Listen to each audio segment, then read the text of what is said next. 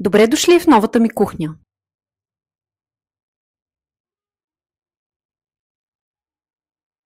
Нека ви покажа какво най-много харесвам в нея. Дизайнът на тази кухня няма нищо общо с това, което беше преди. Преди тук имаше един плот, който аз смятах за много практичен, но всъщност той е бил напълно излишен. Сега има много повече пространство и съм много по-доволна с начина, по който кухнята изглежда. Това, което най-много харесвам в нея, е комбинацията между шкафовете, които са цвят орех, и плота травертин. Ето това са шкафовете, заедно с плота. Не е истински травертин, защото все още не сме толкова богати. Другият детайл от кухнята, който обожавам и препоръчвам на всеки, на който му предстои ремонт, това е да постави печката и микровълновата фурна на по-високо ниво. Вижте само колко по-удобно е.